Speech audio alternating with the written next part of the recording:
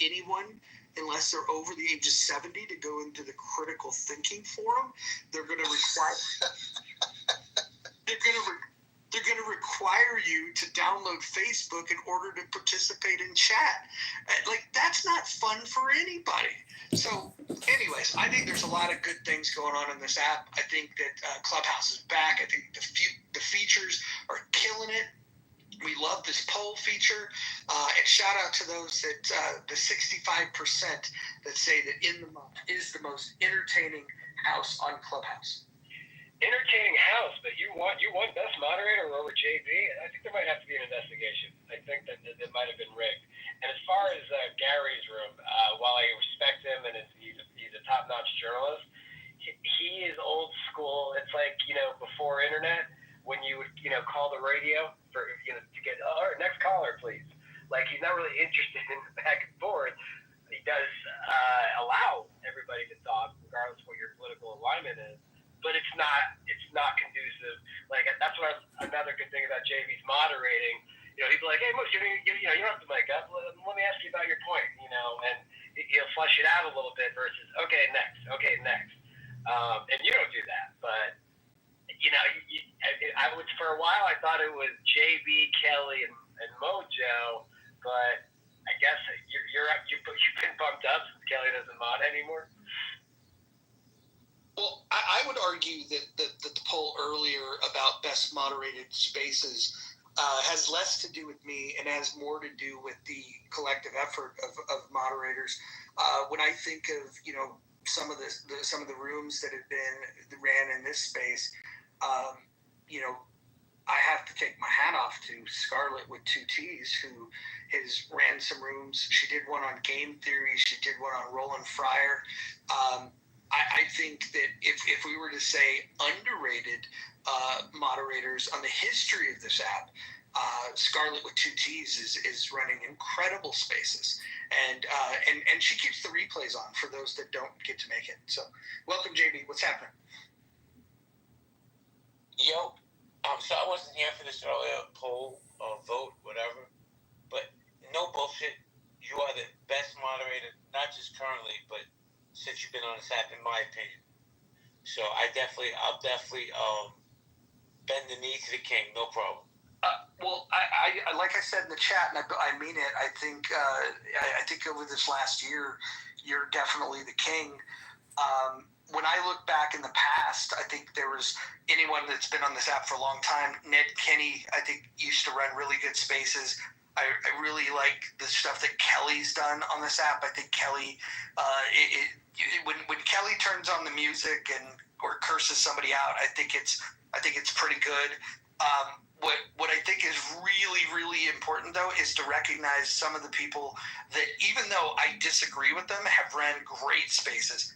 Like Steve Crone, who I think is one of the most disingenuous human beings I've ever seen on this app. When he talks about politics, he's just, I'll just say it like it is, he's just a big fat liar. And he's super dishonest. But when he was running movie rooms, Steve Crone's movie rooms, his expertise, like in film, and the people that he drew into those rooms were fucking amazing. And like, again, it's one of those weird things where, he was good at that. Talking about politics, he's fucking awful. Royfield Brown. Oh, hold on one second. Royfield Brown, who I think is one of the coolest dudes. He and I don't think we've ever found a political thing that we agree on, but we talk offline all the time. We don't have to talk about politics. We can talk about careers. We can talk about family. I consider him a good friend. Royfield is one of the first people that I would go into rooms and be like, now this guy has it figured out. He used to do a room called Superpowered. And Superpowered was where it was a comic book room, and he would talk about themes in comic books. And for anybody that's ever read comic books, or maybe watched the comic book movies, Royfield knows his shit when it comes to comic books, and those spaces were super fucking entertaining. So there's been a lot of people that have come and gone. I think Dawn Fields, her movie rooms were really good. Daniel Mendoza did really good movie rooms. There's been a lot of like high quality shit that's been on this app. And there was a time in Healthy Debates when there was a crew of moderators where there's been division that separated some people, but like I can remember a time when we would do a room and there was diverse personalities from JB to Rowan to Dr. Jordan. You got Kelly cursing people out, and then you had Bryn, who some people love him, some people hate him. He could add a lot of value if you were talking about like court cases and how the law works, shit like that. I think that this app is on its way back. It's rebuilding. I'm starting to see people that have been off the app returning to the app. And so, you know what? Well, Roger, you forgot Uncle Steve. Oh, well, I would never forget Uncle Steve, but my best experience with Uncle Steve was off the app in his living room, hanging out with him and his dog, and set to some oldies music, and me and Dr. Jordan got to hang out with him. It was great time. The last thing that I will say is that I think it's so back that Joe Armenia, he came into a room today and he followed me again. So me and Joe are now friends again. So we are back in the good graces of Clubhouse. Well, I got to bounce. I'm going to dinner. Great space. You're the best moderator. What's up, Rohan? Good to see you. Catch you guys later. No, I love you like a fat kid loves cake. Love you too, boo.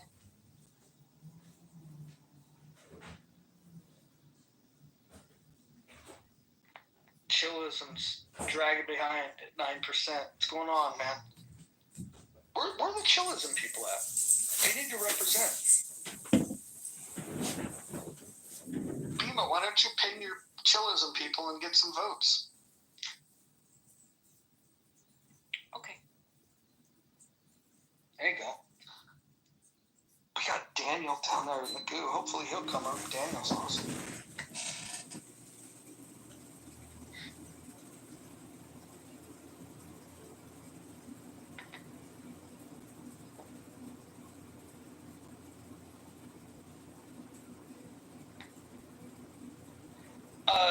John, do we accept donations from Australia? Rowan would like to know. It's a good question. I do not know. I don't think so. And somebody in the chat yesterday said I'm already committing campaign finance fraud in the chat. So if anybody has any receipts or is concerned about donations, put it in the chat. Now, you could collect. You just have to, as you've already deployed a system that tracks who's giving what.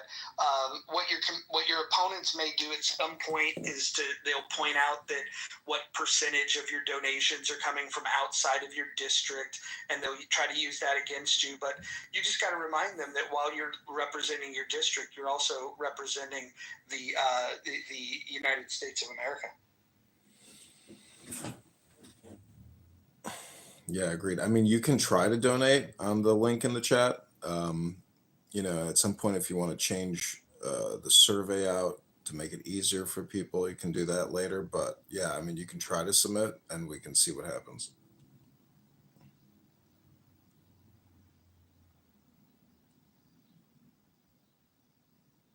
Because this platform is already working with major congressional candidates, senators, et cetera, that use it. It's called Antidote.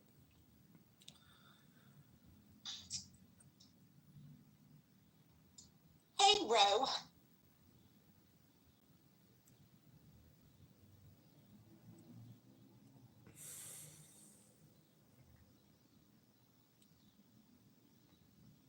Bro, are you unable to speak right now? All right.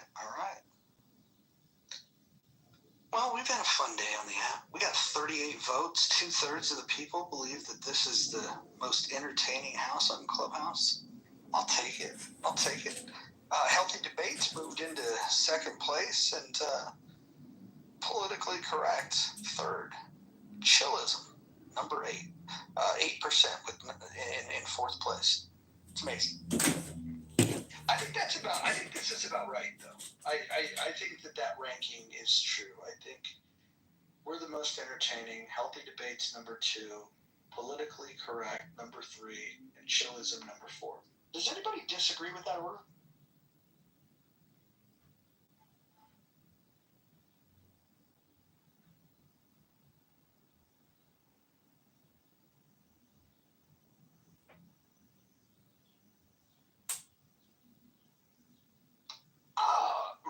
Rowan makes a good point about being the best mod.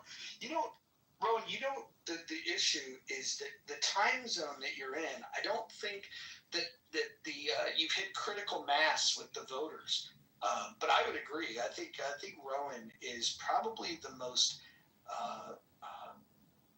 He's definitely the most level-headed and least emotional mod in the history of Healthy Debates. And so there is that. To the point of echo chambers, I've been thinking about this lately. So obviously you guys see me coming in here, even modding with Mojo on occasion. So I'm wondering, is it because everyone, you're saying that politically correct or maybe Lisa's rooms are echo chambers, but yet you don't go in there to break up said echo chamber. So I'm wondering, what is I went in there and got removed. I just told you that story. No, not you. This is definitely not directed at you. I don't blame you for not going back after you get booted. But I'm wondering for anyone else who does think those houses are echo chambers, why not go in there? Because I'm telling you, I've seen there's several MAGAs that go in there on the regular. Sometimes it gets a little heated, but usually it doesn't actually. So I'm wondering, is it because you don't have friends over there? We gravitate to where our friends are, or is it I'm going to assume it's an echo chamber, so I'm going to avoid it? I think there's an element of all of those things. I think moderation is probably the biggest thing. So if you think about all the signals that we have, right? On a personal level, I have a photograph, I have a name, I have a bio, and then I have what I talk about. When I create a house, there's the house and the rules. When we create a room, there's the title, and then there's all the other tools that we have. And so you can create like a vibe. And I think every room has a different vibe. And one of the things that I've noticed about houses like this, or Healthy Debates, or Chillism, for example, and welcome Tally, by the way. Tally's my favorite moderator from Chillism. In fact, she might be the only moderator that actually, Hagoop, if I'm saying his name right, I've newly become acquainted with him. I think he's legit. I like that guy. But Tally's great. I think that the moderators can set the tone. My criticism, I can criticize all these things. The criticism for this particular place, this house in the Muff, is that maybe we're too eclectic. Maybe we have too many diverse opinions, and sometimes it's a mess, and it's hard to stay on topic. Politically correct, I would say that because of the people that moderate the room, and even when they want to hear somebody's opinion, they're very selective of which people's alternative opinions they want to hear from. They would love to get somebody that could go up there, like if a MAGA Republican went in there, they would welcome it because they could hear it, they could rip it to shreds, and then after they leave, they get to all talk about it. That's their choice. If I go in there with a nuanced opinion and I battle and they try to put me in the MAGA box and I go, nope, I don't accept that. Oh, well, you're a Republican. Nope, I'm not that. Oh, you're conservative. Nope, I'm not that. They don't know what to do, and so that's why I get removed from those spaces, because they don't know how to handle nuance. And then Healthy Debates, I think, really tries to and I did it for years in Healthy Debates. You try to be balanced, but we have our own biases. The topics now around like race and gender, not exactly my cup of tea. I'd rather focus on ideas than identity, but that's just me. And then Chillism, and I'd love for you, Tally, to jump in here and tell me if I'm wrong about this. My criticism of that is that you have incompetent mods. Not saying you are, but there are mods that are completely fucking incompetent, and then the rules themselves allow for chaos, so people like Concrete could run over a conversation with impunity, and there's no way to have a real conversation. Tally, do you think that's a fair criticism? It depends on what you're showing up for. I wouldn't just wave away that critique. There are some people who have more of a desire for order, like myself, and then there are others who sort of thrive in the chaotic element.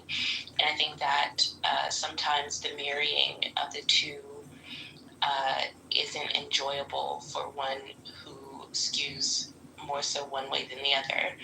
Now, I will say about our mod team is that there's so many personalities, and people show up for different elements, and at different times in the day, one will shine or be more prevalent than the others. So if you just hang around long enough, you'll get whatever you have a taste for. Yeah, no, that's fine. And I've made it a habit where I only will raise my hand in that room if you're modding, because it just doesn't make sense for me to participate otherwise, because at least I know that there is some moderation. And then sometimes I've been tricked where I raise my hand and you're there, but you're not really there. Like, I don't know if you're sleeping or working or whatever. And then when I realize, like, oh shit, she's not modding, then I'll leave. But I do like popping in and just hearing some of the nonsense that goes on in there. It's almost like visiting a fucking like zoo exhibit where you just have animals in the wild just behaving badly, and it's very interesting. But I can only take so much of it. But I understand why some people would find it entertaining, because I find it entertaining from time to time. Yeah, we consider it like an arena. It's a sport. I would say What more kind like of the Olympics. Well, there's various sports available, and I would say jump in during the times where you believe you would most enjoy yourself. Is hate, racism, and brain rot a sport?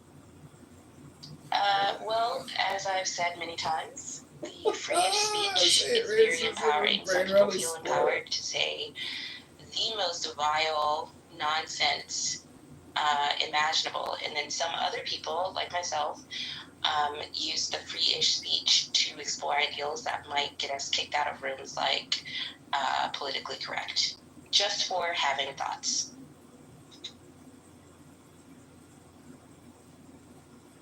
Speaking of politically correct, Scarlett with two T's. I don't think you were here before, and I was asking why a lot of the folks, with the exception of Mojo, who's been in there, been removed, do not go to politically correct for fear of being succumbed to the evils of an echo chamber. Again, I know you've been there.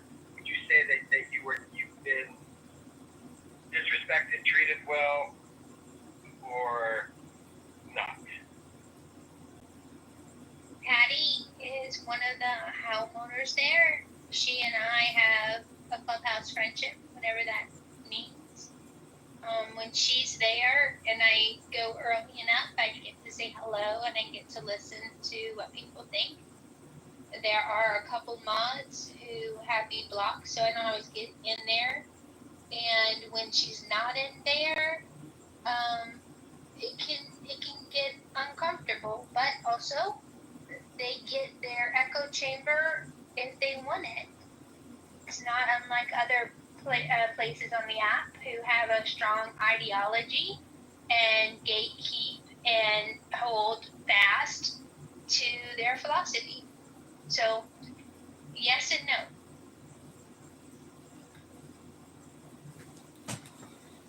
Tali, how do you think that you and Nathan hold it all together? You know, letting so much intelligent discourse course through your brain for so many years now. How do you handle it? All right. So the house creators are actually Nathan and Knowledge, and I think that their personalities are reflected in the way that the room is run. And I will say I have become a better speaker. My thoughts, not that my thoughts were disorganized before, but better communicating in a way that is receptive to the audience or the other participants. And I will be grateful to both of them for allowing me to explore that way and become a better speaker. Let me ask you this, Tally. We have some rules in this house, and I want to run them by you. And tell me which of these rules you think are bad rules, like, or at least wouldn't fit the culture of chillism. Which ones would and which ones wouldn't. Rule number 1, no threats of violence. Is that one good? Is that consistent with you guys? We have no credible threats of violence, which is to say, once they cross over into the territory of like dropping addresses and it becomes something that could translate into real life, then it is crossing the chillism line.